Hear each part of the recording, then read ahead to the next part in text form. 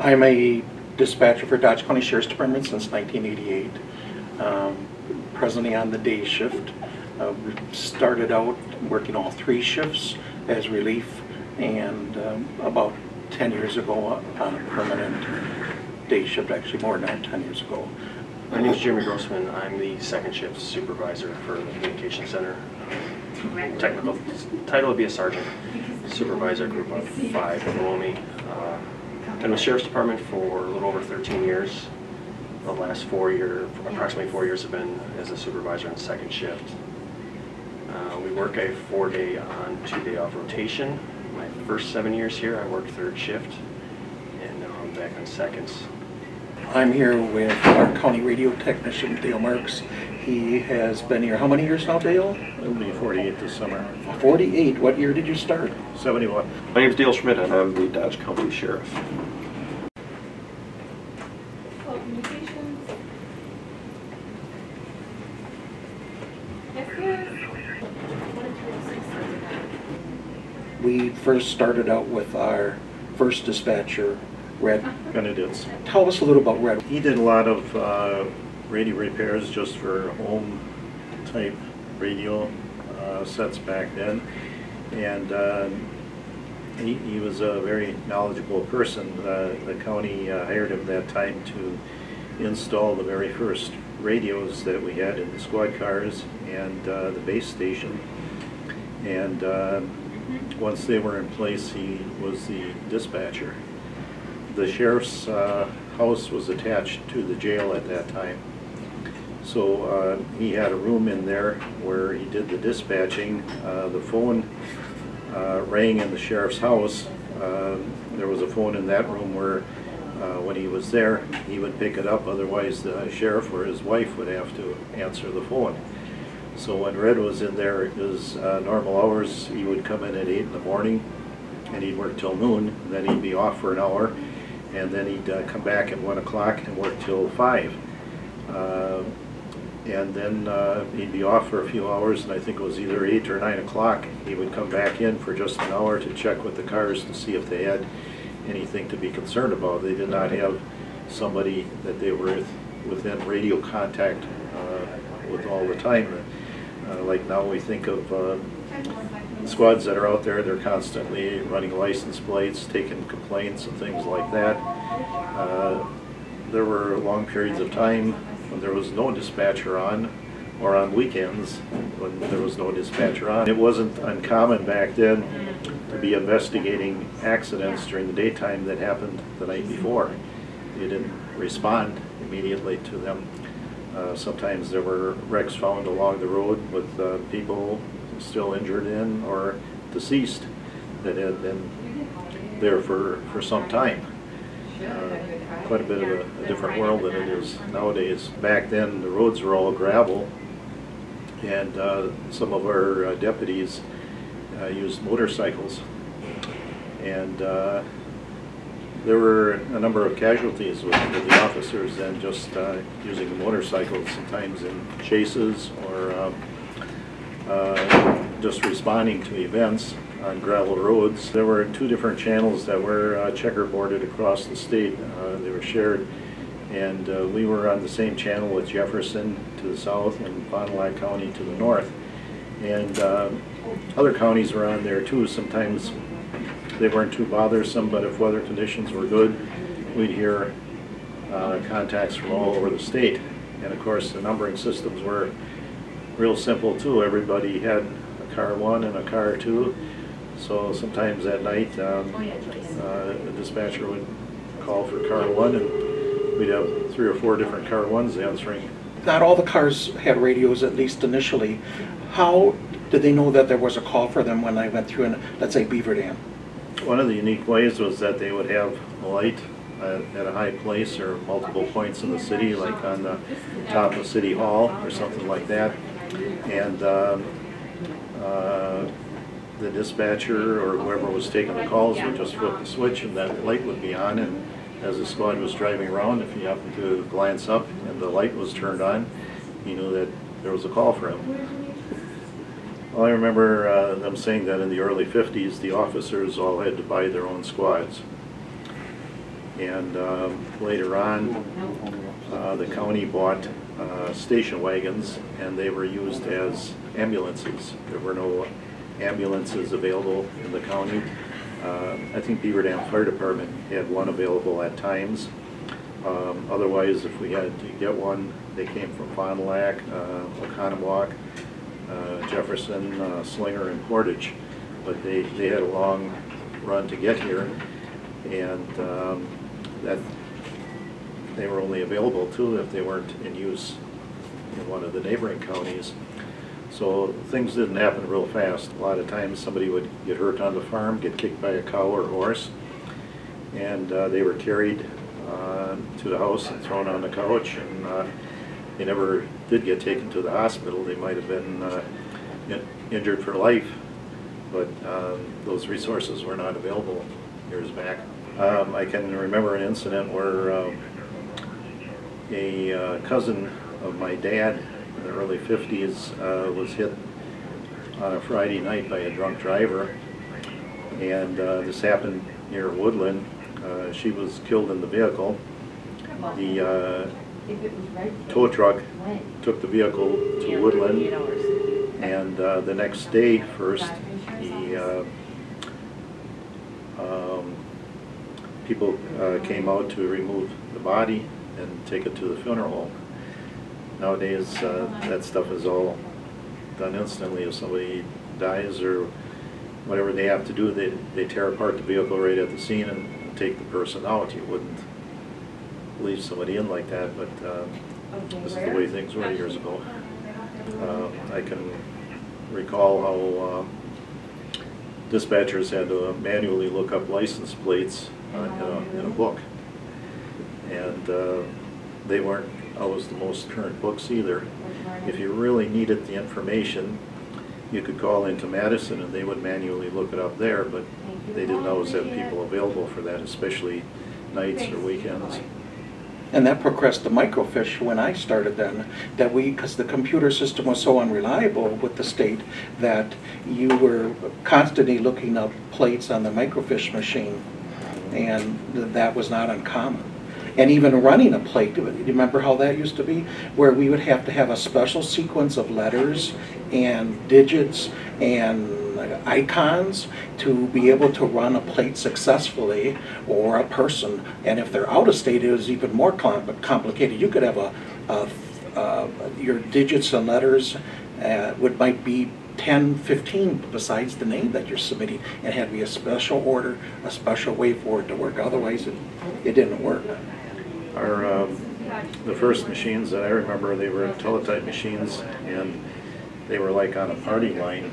So we might have had 10 other departments on the same loop.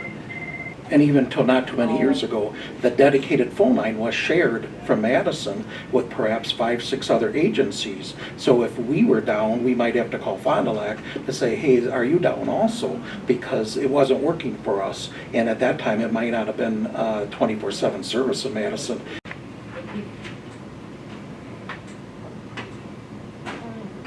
The ability to communicate and multitask.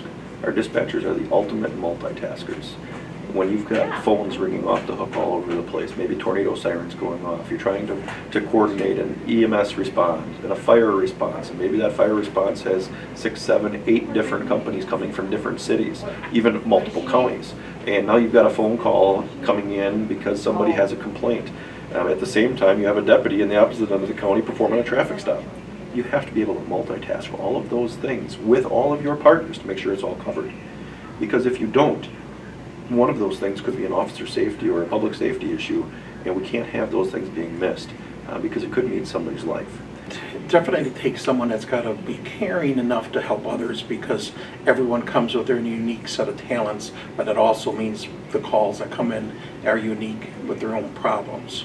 So you've got to be able to adapt from a life-threatening call, and the next one, someone that's just perhaps lost and looking for a proper address.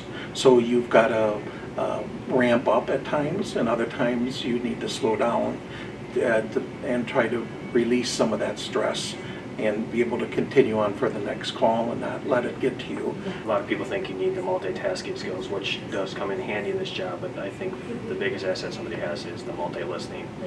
Because you could be on a 911 call and that phone call is coming through the headset that you wear and your officers are asking questions and those are coming through speakers that we have down on our desks. So we need to be able to hear both conversations, accurately add our call notes, and still be able to relate to the officers. So that's one of the biggest assets. You're multitasking, but most definitely your multi-listening skills. You need to have a way to cope with stress. Like Pete explained, we have a range of calls. You can go from a CPR call to the next call, somebody asking when are the fireworks for the 4th of July. So you can have these range of emotions and you need to find a way to cope with this because we do hear pretty dramatic stuff on the phone. And we don't always get closure. We don't always know the outcome of these calls. Right. So that's usually the difficult part, is finding a way to cope with everything that we hear through our headsets. So communication, multitasking, and professionalism, I think, would be the top 3 categories in my book of what we're looking for. And somebody, next to that would be somebody who's personable and able to get along with and talk to the public.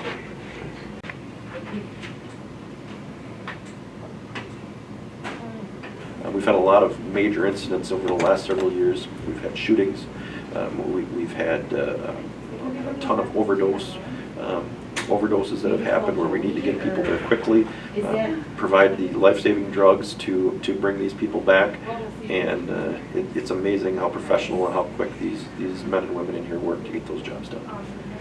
For me, it was about 15 years ago in our old center, and we had a lot of flooding in the county, and I was one of 2 dispatchers working second shift, and there was a person that went around the road closed barricades, and this was in the infancy of cell phones, and they did not know where they were at. They were not from the area, and we had multiple roads closed throughout the southern part of the county.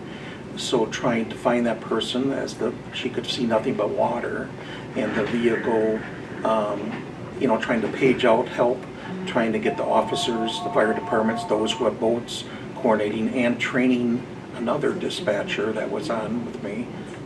It took about 45 minutes before the person was found, and the vehicle was listing, and the deputy located, and it was chest-high water, and she couldn't swim. So that was a very long, stressful day. Approximately 7 years ago, I just had my first child. What time, what call are you talking about? I had a streak in 3 months where I had 3 infant co-sleeping deaths. So that kind of hit home to me because I had a daughter that was the approximate age of these children that had passed away due to these incidents. So that was probably the most difficult time that I've had here. There are several other major calls that I've handled, but those ones that will always probably stick in my mind.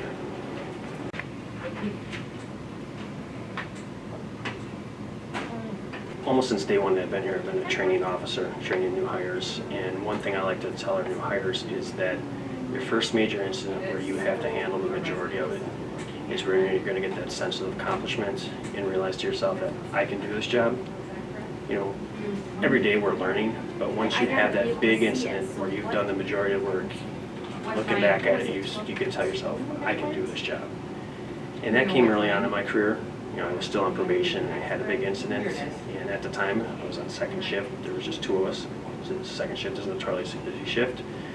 And we handled the big incident, and that's when I kind of looked at my partner and realized, I can do this job, and this is what I'm meant to do. I started out with police science, associate degree, and going to school as a recruit and completing that. When I had the offer here in '88, there was 3 openings, and this was the only one that was remaining that I didn't have a choice. So it was dispatch or no job.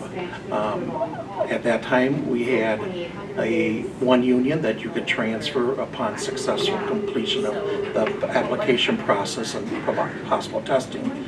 But I decided to stay in dispatch and was happy with the outcome, and now I'm just about done with my 32nd year and time to look at retirement.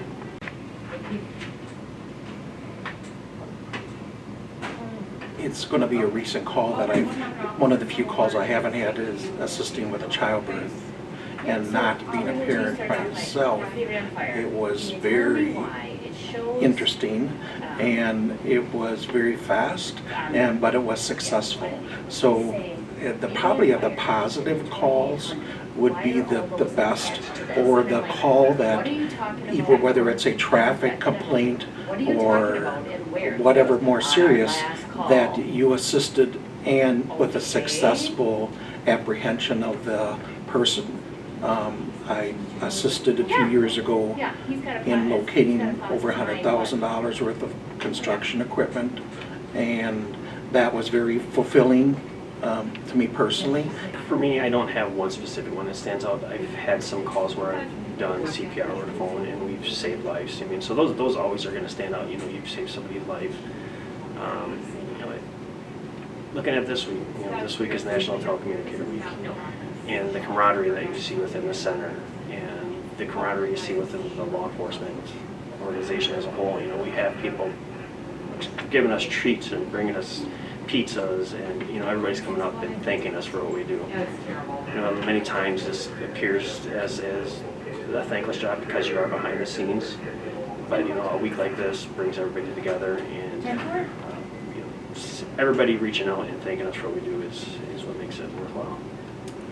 I think the ones that stand out the most are when we have, and I don't know that I have a particular one because we have these frequently, but they're the ones that are the most stressful, the ones that are high risk, ones like pursuits, traffic pursuits, where they're coordinating the efforts of multiple different agencies and trying to get somebody that's actively trying to flee from us. They're coordinating the agencies, coordinating to make sure all radio traffic is on the right radio frequency. I know Pete is fantastic at that when he recognizes we have 2 or 3 different agencies on different frequencies. He'll get on the radio and he'll tell them, okay, we're going to go to channel 1, and all agencies are going to communicate there. And just listening to them coordinate everything that's going on. And I've been able to watch that as a supervisor, and not necessarily being involved and being as amped up as maybe some of the people involved are, in watching how calmly and quickly they're able to respond and make decisions and coordinate those efforts. It really is a sight to see. And I think those high stress incidents certainly show their capabilities.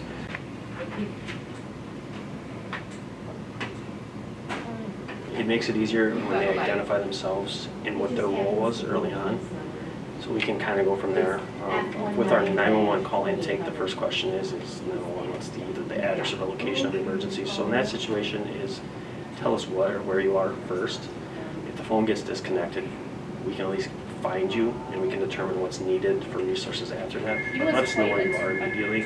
You know, in a non-emergency, it can be difficult because we are the central call-taking agency for the county. We answer for Beaver Dam, we answer for Mayville, we answer for Horicon.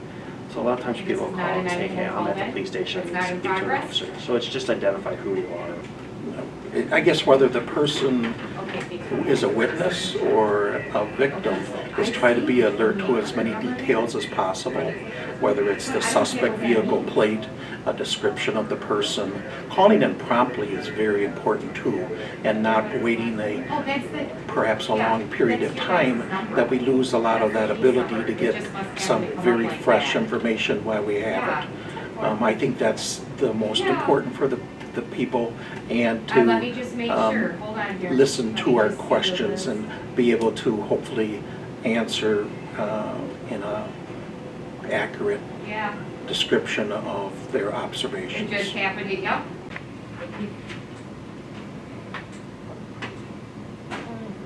There is great teamwork in this room. And it's impressive watching our dispatchers. They'll all answer the 911 phone call together to hear what's going on. Then you'll hear one hang up the phone and start dispatching an ambulance or dispatching fire or dispatching a police agency to that incident. Then you have another one focusing on another area of concern. Maybe we need a helicopter to come in for a serious crash. That one's on the phone without prompting, making a phone call with one of our helicopters to come in to assist. Maybe we need a crash team response, or we need a K9 to come out, or an inspector, or we need another agency to come in, and it's all done without prompting. Every once in a while they say, hey, this is what I need, And it's impressive because I'm sitting up here and trying to listen to it all, and it's just second nature to them all. And they'll say it very softly, but everybody picks up on it and knows what the other is doing. And it's a really well-oiled machine and very, very impressive. And I think the people of Dodge County are very, very proud of the work that you do. Dodge County is a large county within the state. We have a little over 900 square miles that we cover. Within our center, we have 19 dispatchers. We have 7 that work day shifts, 6 on seconds, and 6 on third shifts.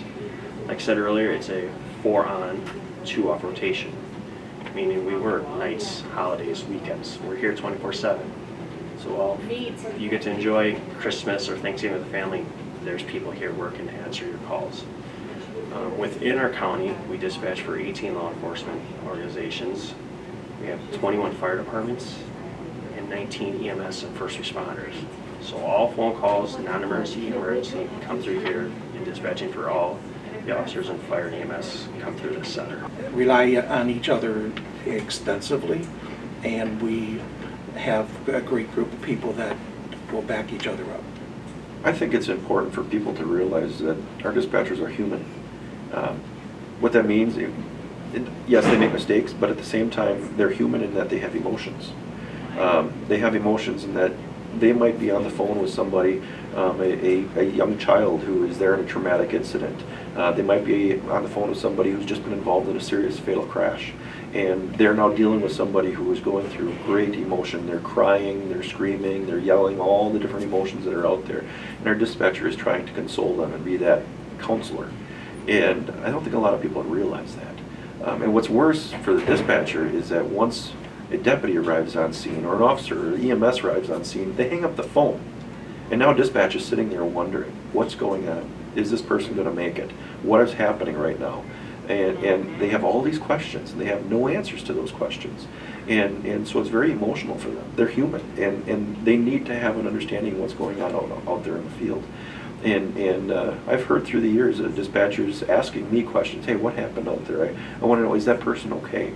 And it's tough. It's a very tough and emotional job for them to do. And for them to set that aside, that emotional part aside, when the next 911 phone call comes in, or when the next person calls in complaining that the neighbor's cat has crossed over onto their property, and set that aside and remain professional is just amazing. And so people need to realize how human that they are, and the hard work that they do. They are the behind-the-scenes first responders that nobody ever sees. You don't go out to the gas station and say hi, buy them lunch. You don't see them out and about. You hear them on the phone. People don't really realize and respect the work that they do. They're just a phone call or a person on the other end of the line. They're like the person that you're calling because you're having problems with your charter cable. Well, it's much more than that, because we're dealing with emergencies and lives. And I think the people in the community need to really have a good understanding that our dispatchers are those heroes, the unsung heroes.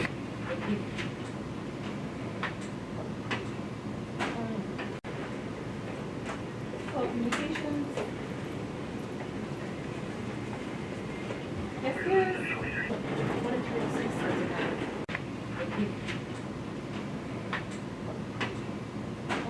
Thank you, Dale, for your many years of service. I'm sure we appreciated all that information, and I'm glad you could be here with us today, and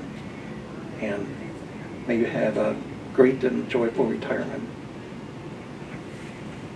Retirement? Somebody say retirement?